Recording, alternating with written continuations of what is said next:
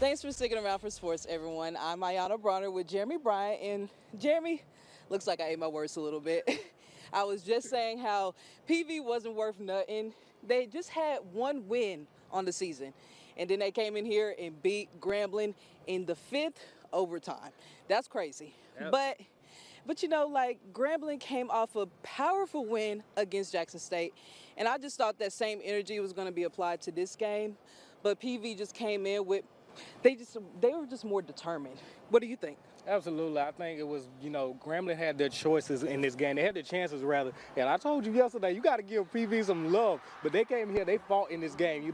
Starting out, Grambling draws first, but they get on the board first, and then Prairie answers back. And then you kind of pull away in that first half. You go into halftime with a 17-7 lead. You go in with a 10-point lead. You come back out, and it's a different team that came out that locker room. Prairie switched quarterbacks at some point in this game, and that was the difference. They were not able to control the run game after that.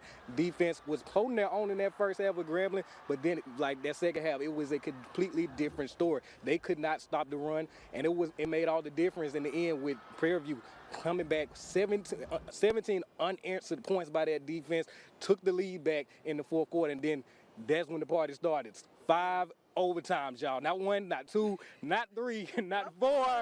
5 overtimes. And like we said, they had their chances. You get down here, you answer in the first overtime. You answer in the second overtime. Then now it's time to get gritty. Now it's time to kind of hold your teeth, trying to keep them out the end zone.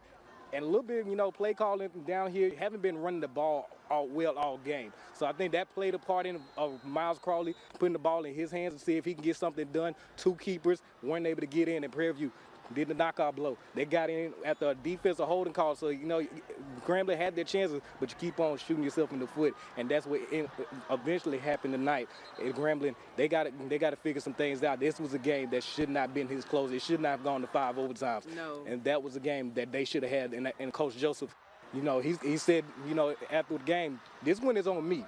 So I like that determination of putting it on him. After Miles Crawley didn't have his best game tonight, I think that's going to be a big question going forward. I saw him limp off the field, so you got to look into that a little bit. But Miles Crawley, sticking it out with him after those turnovers in the first half, absolutely was a great game, but a tough loss for Grambling. But let's hear what Coach Joseph had to say after the game.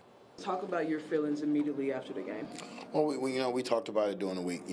Don't look at their record because they've been playing good football. The ball just hadn't bounced their way. And, you can see it. They've been in games like this, where they had leads and they lost leads, and they had a lead, then we came back on. But we talked to our kids about, teams. You don't let teams hang around. We're going at halftime with a 10-point lead, and I got to do a better job with this team coming out in the second half because we come out the second half, we're always flat. So I got to figure out what's going on with that and fix that.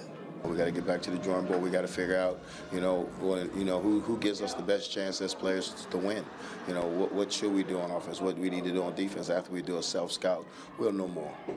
Are you so confident in Miles as a quarterback? Absolutely.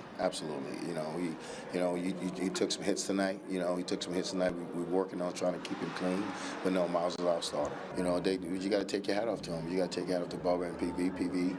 They play good. They play a good game tonight. You got to take your hats off to them. They came on the winning side and they gave us the help. So we got to go back to the drawing board and we got to get better. But this, I take full responsibility for this. So this is on nobody else but me. Just like football. All these games are going to be like this. So we got to figure out, and I got to figure out how to make sure that we win games like this. Strong words from Coach Joseph and very determined team coming back, but they're going to go into the bye week. But as far as yesterday, what is something you feel like, they could have done better that will better prepare them for next week, or rather the week after having, a little bit over a week to prepare for Alcorn now? This team is a first half team, and they need to become a second half team as well. And I just think they need to just finish. That's just the word of yesterday. Finish.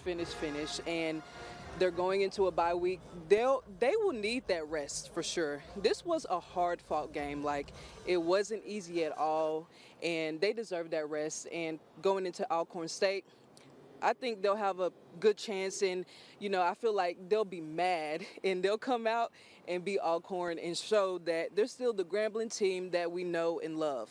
Absolutely, got a little bit over a week, but I think, there's some good things you can take out of you. You've seen that your team has the ability to stick in games and be able to, stick in there with some teams because now you're going to get into SWAC play and it's going to get tough from here.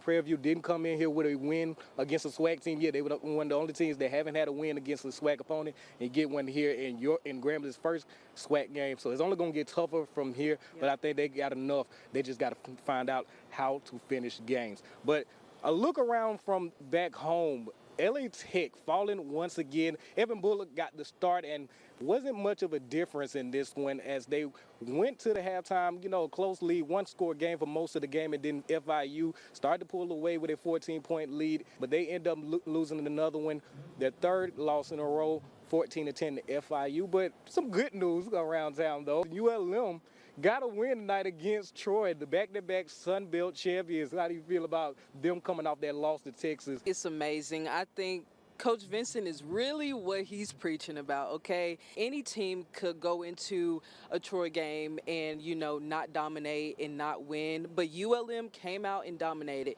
It was 13-7, so there wasn't a lot of scored points on the board, but they still came out with a win, and a win is a win at the end of the day. So I think they're going to be perfectly fine going forward. They just need to stay focused and keep that determination and keep on believing in Coach Vincent because he's putting a lot of faith, he's putting a lot of trust in them to be the team that he knows they can be.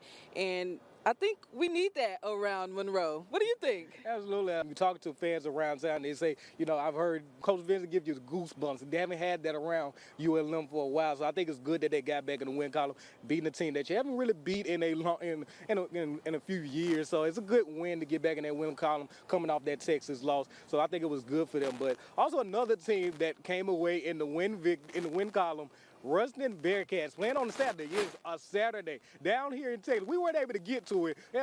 Had some plans already, but Ruston, they made sure to take care of business while we weren't there. They take care of business against Midlands down in Arlington. Big game for them, going out of state, playing somebody you're not familiar with, but it was, a good win for them to keep the train going against a good Midlands team that, is a powerhouse down here in Texas, but they were able to come away with the win. We just got to think of them. Said just the other day, Texas is Ruston's second home, and I had no doubt in their ability to go out and beat Midland. They just have a lot of weapons, and no matter who you put in, no matter who you switch out, they're always going to be that powerful Ruston team that we know and love, and I think they'll go undefeated. Sorry, I'm saying it. Oh, we might as well make our plans now. Yes. Absolutely, but that's going to be it for now for us. It was a fun weekend, a fun day of football.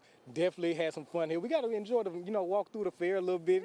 Got a little fun. Wasn't the result we wanted from a Grambling game, but it was definitely worth the visit. So signing out from the Cotton Bowl, Ayana Bronner and Jimmy Bryant.